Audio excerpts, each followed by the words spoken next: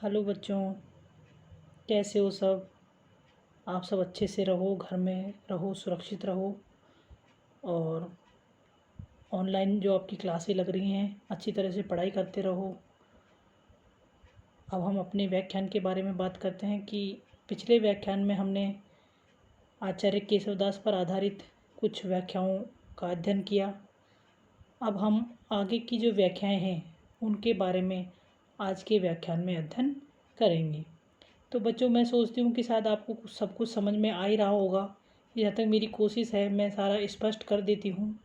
अगर कुछ भी दिक्कत हो किसी भी स्टूडेंट को तो वो मेरे पर्सनल नंबर जो है उस पर कोई मैसेज छोड़ दे कि मैम हमें ये दोहा या ये पद समझ में नहीं आ रहा, तो मैं उसको वापस से बता सकती हूँ।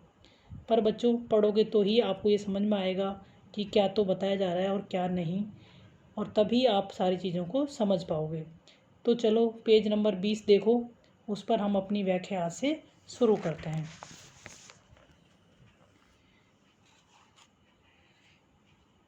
केशव है, अब तक हमने जो पढ़ा था उसमें जो परशुराम जी हैं वो राम पर क्रोध करते हैं। किसका?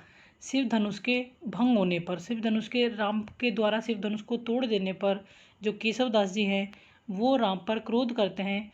तो राम ये कहते हैं कि आप क्या काल की गति को नहीं जानते? संसार परिवर्तनशील है और परिवर्तनशीलता ही संसार का शाश्वत नियम है, और इसी कारण काल की गति के कारण ही शिव धनुष का टूटना ही था, और उसका दोष आप मुझ पर क्यों मंड रहे हैं? क्योंकि अगर जो काल है अगर वो सर्वमान है तो कोई हानि को नहीं रोक सकता। तो उसके बाद जो परशुराम जी हैं वो फिर उसका जवाब देते हुए कहते हैं, केशव है वन के है राज को मांस हलाहल कोरन खाए लियो रे। यानी जो परशुराम जी हैं उनको क्रोध अत्यधिक आता है। तो फिर वो कहते हैं, केशवदास जी कहते हैं, है वंश का जो राजा है कौन? सहस्त्रार्जुन, उसके मांस को हलाहल किसकी तरह? उसके मांस को विष के ग्रास की तरह, यानी विष, हलाहल यानी विष, कोरन यानी ग्रास, ग्रास जो अपन कोर खाते हैं, घास खाते हैं, वो उसका। सहस्त्रार्जुन के मांस को आपने विष के कौर के समान खा लिया था। सहस्त्रार्जुन के मांस को वो अपनी जो कठोर परशु है, जो फरसा है, उसको संबोधित करते हुए कहते हैं कि है वंश के जो राजा हैं सहस्त्रार्जुन, उनके मांस को विष के ग्रास के समान खा लिया था। अर्थात तुमने है वंश का जो राजा था सहस्त्रार्जुन, उसका सर्वनाश कर दिया। तालगी, तालगी उसके बाद, मेद यानी चर्बी, महीपन यानी राजाओं की। उसके बाद तुमने तुमने संपूर्ण जो क्षत्रिय राजा थे यानी क्षत्रियों का संहार किया, उनकी चर्बी को, मेद चर्बी को घृत घी की तरह घोल घोल कर पी लिया। उनकी चर्बी को तुमने घोल कर, यानी कि सभी का अहंकार नष्ट कर दिया। ना सिरानो हियोरे, तब भी तुम्हारे हृदय में ठंडक नहीं हुई, तब भी तुम्हारा हृदय का जो जो क्रोध था वो शांत नहीं हुआ। खीर खड़ान को मद केशव, परंतु अभी तक वह शांत नहीं हुआ। तुमने जो सेनापति, जो देवों के सेनापति हैं कौन? कार्तिकेय के मद को, अमद अहंकार को दूध के समान क्षण भर में ही पी लिया। सो पल में करी पान की ओरे, कार्तिक की खड़ानन नहीं सड़ानन है, सड़ानन कार्तिकेय, जिसके 6 मुख हैं वो कार्तिकेय। यानी जो देवों के सेनापति हैं सड़ानन यानी कार्तिकेय, उनके मद को यानी उनके अहंकार को आपने दूध की भांति पल भर में ही, क्षण भर में ही पी लिया। तब भी तुम्हें अब तक कुछ भी सुख तो लो नहीं सुख सो जाओ लहूं तू, तब भी तुम्हें अब तक कोई किसी प्रकार का सुख प्राप्त नहीं हुआ। अर्थात विष पान का जो नशा कम होना था वो अब तक नहीं हुआ। रघुवंश को सोन सुधा न पियो रे, इसलिए अब तुम रघुवंश के यानी जो रघुकुल के जो चारों राजकुमार हैं उनका वध करके इनके रक्त रूपी अमृत का पान करो, तब जाकर तुम्हारा जो विष का जो मांस रूपी जो विष खाया था उसका जो नशा है वो शांत होगा। बोलत कैसे भृगुपति सुनिए, सो कहिए तन मन बनि आवे, आदि बड़ हो बड़प्पन राखो, जा जाते तुम सब जग यश पाओ। अब जब उनकी बातें सुनकर जो भरत हैं राम के भाई, उनको भी क्रोध आ जाता है, तो वो कहते हैं बोलत कैसे भृगुपति सुनिए। हे परशुराम, भृगुपति भृगुवंश का है, भृगुवंश के हैं परशुराम जी, इसलिए उनको ये बोला जाता है। बोलत कैसे भृगुपति सुनिए, हे परशुराम सुनो, तुम इस प्रकार बढ़ चढ़कर बातें क्यों बना रहे हो। सो कहिए तन मन बनी आवे, व्यक्ति को उसी प्रकार की बातें करनी चाहिए जो तन और मन से उनको पूर्ण कर सके। आदि बड़े बड़े हो बड़प्पन राखे, तुम आदि वर्ण के यानी ब्राह्मण वर्ण के हो, इसलिए तुम क्या हो, श्रेष्ठ हो, बड़े हो। अब तुमको शांति धारण करके अपना बड़प्पन रखना चाहिए। जाते तुम सब जग यश पाओ, जिससे संपूर्ण संसार में तुम यश की प्राप्ति करो, या तुम्हें संपूर्ण संसार में यश प्राप्त हो। क्योंकि चंदन हूते अति घन तन घिसिए, क्योंकि चंदन संसार में सबसे शीतल वस्तु मानी जाती है, लेकिन उसे अत्यधिक अगर घर्षण किया जाए, उसे अत्यधिक रगड़ा जाए, आगे उठे ये गुण सब लीजिए। आपको ये पता होगा, गुण यानी आप उससे जान लीजिए कि अगर चंदन को जो सबसे शीतल होता है उसको भी अगर रगड़ा जाए, उसको भी अगर घिसा जाए, तो क्या हो जाता है, उसमें भी आग उत्पन्न हो जाती है। अर्थात अगर आप इस तरह से अटपटी सी बातें करने लगोगे तो जो सबसे शांत स्वभाव के जो श्री राम हैं उनको भी अत्यधिक क्रोध आने लगेगा और उसी क्रोध में वो आपका वध कर देंगे। है मारे नृपति संहारे, आपने है वंश के जो राजा हैं, कौन, सहस्त्रार्जुन, और नृपति संहारे, और संपूर्ण पृथ्वी को जो आपने जो इतने राजा थे उनका संपूर्ण का संहार किया, यानी संपूर्ण पृथ्वी को राजाओं, क्षत्रिय राजाओं से रहित कर दिया। सोजस लेकिन जुग जुग जीजे, उसी यश को लेकर तुम जुग युग क्यों नहीं जीते। उस यानी अगर आपने श्री राम से युद्ध किया तो वो आपको इस युद्ध में हरा देंगे, पराजित कर देंगे। पराजित आप जब हो जाओगे तो आपका जो क्षत्रियों का नष्ट करने का, जो राजाओं को मारने का, संहार करने का जो आपका यश था वो धूमिल हो जाएगा, वो नष्ट हो जाएगा। इसलिए आप श्री राम को इस तरह की बातें ना बोलिए, जिससे आपका जो यश है वो युग युग तक जीवित रहेगा, युग युग तक फैला रहेगा। भली कही भरत ते उठाए अंग अंग ते, चढ़ाऊ चोपी चाप बाण, आप बाण ले निसंग, निखंग नहीं निसंग है। प्रभाव अपनो दिखाए छोड़ी बाल भाई के, रिझाऊं राजपुत्र मोही राम के छुड़ाई के। जब परशुराम भरत की बातें सुनते हैं तो परशुराम को फिर क्रोध आता है। तो उसके बाद वो भरत से कहते हैं, भली कही भरत, हे भरत, यह बात तुमने ठीक ही कही। उठाए अंग अंग ते, ऐसा करो कि जैसे तुमने बात ठीक ही कही कि रगड़ खाने से चंदन में आग भड़क उठती है, तो तुम अब अपने अंग में आग भड़काओ, तुम भी अपने प्रत्येक अंग से आग भड़काओ। चढ़ाओ चोप यानी उत्साहपूर्वक, चाप यानी धनुष पर चाप चढ़ाना, आप बाण ले अपने निसंग से, यानी अपने तर्कस से बाण लेकर तुम उत्साहपूर्वक शौक से अपने धनुष पर बाण चढ़ाओ। प्रभाव अपना प्रभाव दिखाओ, छोड़ी बाल भाई के, अपना बाल भाव छोड़कर मुझसे युद्ध करो और अपना जो वीरता है उसका प्रभाव मुझे दिखाओ। रिझाओ राजपुत्र मोही, मुझसे युद्ध करो और मुझे पराजित करके मुझे रिझाओ यानी मुझे प्रसन्न करो राम के छुड़ाई के, और राम को मुझसे छुड़ाकर ले जाओ। भली कही भरत, यानी कि परशुराम को जब क्रोध आता है तो वो भरत से कहते हैं कि हे भरत, आपने ये बात भली अच्छी ठीक ही कही है कि अत्यधिक शीतल जो चंदन होता है उसको रगड़ने पर उसमें भी आग उत्पन्न हो जाती है।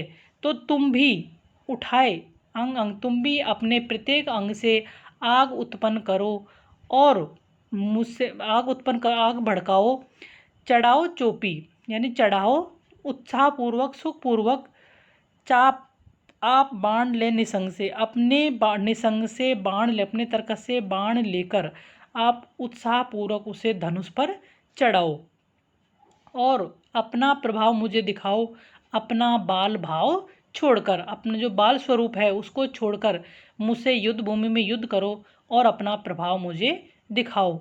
युद्ध करके मुझे पराजित करो और रिझाओ हे राजा के पुत्र, राजपुत्र, मुझे रिझाकर यानी मुझे युद्ध में पराजित करके, मुझे प्रसन्न करके तुम मुझसे राम को छुड़ाकर ले जा सकते हो। लियो चाप जब हाथ, उसके बाद जब भरत ने उनके ये वचन सुने तो उन्होंने अपने हाथ में अपने धनुष को उठा लिया। तीनों भैयन रोष करी और तीनों भाई लक्ष्मण, भरत और शत्रुघ्न तीनों को अत्यधिक रोष यानी क्रोध आने लगा। बरजो श्री रघुनाथ, बरजो यानी मना किया, तो श्री रघुनाथ यानी श्री राम ने उनको मना किया, उनको मनाया। तुम बालक जानत कहो, अभी तुम बालक हो और तुम इस बारे में कुछ भी नहीं जानते। लियो जब चाप जब हाथ, जब राम यानी जब अत्यधिक क्रोध से जब उनके वचन सुनते हैं परशुराम के, उसके बाद भरत को भी अत्यधिक क्रोध आता है और वो अपने हाथ में अपने हाथ में धनुष बाण उठा लेते हैं। तीनों भैयन रोष करी और तीनों भाइयों को, भरत, लक्ष्मण और शत्रुघ्न तीनों भाइयों को अत्यधिक क्रोध आने लगता है और अपने अपने धनुष को अपने हाथ में उठा लेते हैं। बरजो श्री रघुनाथ, उसके बाद रघुनाथ ने यह कहकर उन्हें रोक लिया कि अभी तुम बालक हो और तुम इनके बारे में कुछ भी उचित अनुचित का ज्ञान तुम्हें नहीं है, इसलिए तुम ऐसा मत करो। भगवंतन सो जीतिए, भगवंतन यानी भगवान को जीतिए। कभू न कीने शक्ति, शक्ति का प्रदर्शन करके यानी बल दिखाकर भगवान को कभी नहीं जीता जा सकता। राम के कहने का मतलब ये कि परशुराम एक भगवान हैं, तो वो कहते हैं कि कभू न कीने शक्ति, शक्ति का प्रदर्शन करके यानी शक्ति दिखाकर कभी भी भगवान को जीता नहीं जा सकता। जीतिए एक बात थे, उस यानी भगवान को तो सिर्फ एक ही बात से जीता जा सकता है, एक ही तरीके से, एक ही उपाय से जीता जा सकता है, केवल कीने भक्ति, उनकी भक्ति कर उनके प्रति भक्ति भाव, श्रद्धा भाव दिखाकर ही उन्हें जीता जा सकता है। भगवान को शक्ति का प्रदर्शन करके जीता नहीं जा सकता। उसके बाद जो श्री राम हैं वो कहते हैं जब हयो यानी मारा, है राज यानी सहस्त्रार्जुन को, इन्होंने किन्होंने, परशुराम जी ने, बिन यानी बिना, छत्र यानी क्षत्रिय, क्षिति यानी पृथ्वी, यानी जब इन्होंने है वंश के राजा को मारा, सहस्त्रार्जुन को मारा, तब संपूर्ण पृथ्वी क्षत्रियों, संपूर्ण जो पृथ्वी मंडल है वो क्षत्रियों से रहित हो गया था। संपूर्ण पृथ्वी को क्षत्रियों से रहित इन्होंने कर दिया था। गिरिवेदी यानी क्रौंच पर्वत को, गिरिवेदी क्रौंच पर्वत को तोड़ने वाले, षटमुख, खटमुख नहीं है षटमुख है, षटमुख वेदी यानी तोड़ना, गिरि यानी पर्वत, क्रौंच पर्वत को तोड़ने वाले कौन, जो कार्तिकेय हैं, उनको भी इन्होंने जीत लिया। उनको भी जीतकर तारक नंदन यानी तारकासुर के पुत्र को जब हरो यानी मार देना, जब इन्होंने उनको तारकासुर के पुत्र का भी वध कर दिया। सुत में न जायो राम सो यह कहो पर्वत नंदनी, पर्वत की बेटी कौन, पार्वती। तब पार्वती ने कहा कि मैंने ऐसे पुत्र को, सुत यानी पुत्र, मैंने ऐसे पुत्र को, कैसे, राम यानी परशुराम जैसे पुत्र को जन्म क्यों नहीं दिया। वह रेणुका तिय धन धरणी, वह रेणुका जो इसकी माता है वो इस पृथ्वी पर धन्य है, जगत में वंदनीय है, जिसने ऐसे वीर पुत्र को जन्म दिया। जब ह्यो है राज इन बिन छत्र क्षिति मंडल करो, गिर बेदी सठमुख जीती तारक नंदन को अब जो हरो। जब यानी जब इन्होंने यानी किन्होंने, इन यानी परशुराम ने, जब परशुराम ने सहस्त्रार्जुन को मारा था तब इन्होंने संपूर्ण पृथ्वी को क्षत्रियों से रहित कर दिया था। क्रौंच पर्वत को तोड़ने वाले कार्तिकेय को भी इन्होंने जीतकर तारक नंदन तरकासुर के पुत्र का वध कर दिया। तब सुत में न जायो राम सो, यह कहो पर्वत नंदनी। जब पर्वत की पुत्री यानी पार्वती ने कहा कि मैंने ऐसे वीर पुत्र को जन्म क्यों नहीं दिया, वह रेणुका तिये धरणी मैं भई जग वंदनी। इनकी माता रेणुका धन्य है जो ऐसे वीर पुत्र की माता बनकर इस संसार में वंदनीय इस संसार में वंदनीय बनी। यहाँ पर जो श्री राम है और श्री राम ने परशुराम का शौर्य का, उनके कृत्यों का वर्णन उनकी प्रशंसा के रूप में किया है। परशुराम जी फिर कहते हैं, सुनो राम शील समुद्र, हे राम तुम सुनो, तुम कैसे हो, तुम निश्चय ही अच्छे स्वभाव वाले हो और शील समुद्र अनेक गुणों के भंडार हो, यानी समुद्र के समान क्या था जो तुम्हारे गुणवान हो। तब बंधु हैं अति क्षुद्र, लेकिन तुम्हारे भाई कैसे हैं, अत्यधिक तुच्छ हैं। तुम्हारे भाई अत्यधिक तुच्छ हैं। मम बड़वानल कोप, जो मेरा क्रोध है, अतः जो मेरा क्रोध है वो कैसा है, बड़वानल के समान। बड़वानल किसे कहते हैं, समुद्र में लगने वाली आग जो संपूर्ण समुद्र को सोख लेती है, तो अत्यधिक भयानक होती है। तो जो परशुराम जी हैं वो अपने क्रोध का जो तुलना है वो किससे करते हैं, बड़वानल से। जो मेरा क्रोध है वो कैसा है, बड़वानल के समान है। अंगु की ओर चाहत लोप यानी नष्ट कर देना। मेरा अब इन दुष्ट राजकुमारों को नष्ट कर देना चाहता है। जो मेरा क्रोध है इन दुष्ट राजकुमारों को क्रोध कर देना, इन दुष्ट राजकुमारों को नष्ट कर देना चाहता है। सुनो राम शील समुद्र, तब बंधु हैं अति क्षुद्र।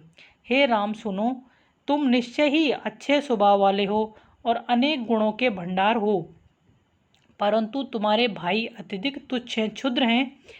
मम यानी मेरा, वडवानल कोप यानी क्रोध, जो मेरा क्रोध है वो कैसा है, समुद्र में फैलने वाली अग्नि बड़वानल के समान है। और वही मेरा जो क्रोध है वो तुम्हारे इन क्षुद्र भाइयों को पूर्ण रूप से नष्ट कर देना चाहता है। उसके बाद इसे शत्रुघ्न कहते हैं, हो भृगुनंदन बलि जग माही, राम विदा करिए घर माही।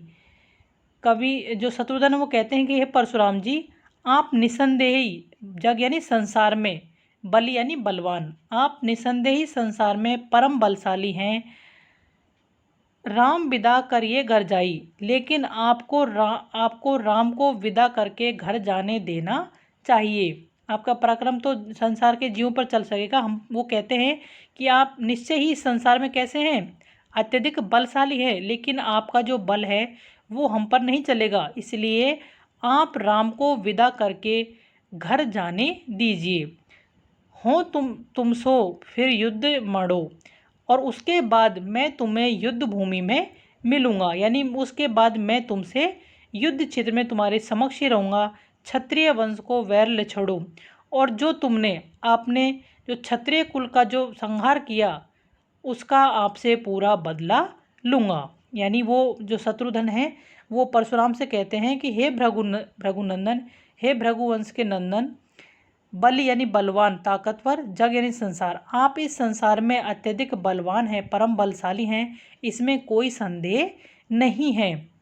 राम विदा करिए घर जाइए, लेकिन आपका जो बल ताकत है वो हम पर नहीं चलेगी, इसलिए मैं कह रहा हूँ कि आप राम को विदा करके घर जाने दीजिए। हो तुम सो फिर मैं तुमसे फिर यानी पुनः युद्ध यानी युद्ध भूमि में मानो में मिलूँगा। मैं तुम्हें युद्ध भूमि में तुम्हारे समक्ष ही रहूँगा।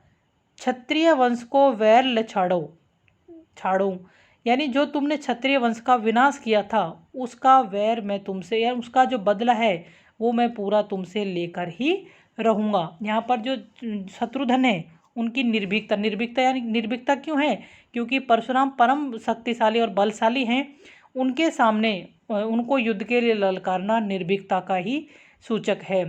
उनकी स्पष्ट वक्ता भी यहाँ है। और स्वभावोक्ति अलंकार है कि अपने जब बड़े भाई को कोई कुछ कहता है तो अपने आप ही गुस्सा आने लग जाता है। ठीक है बच्चों, बाय।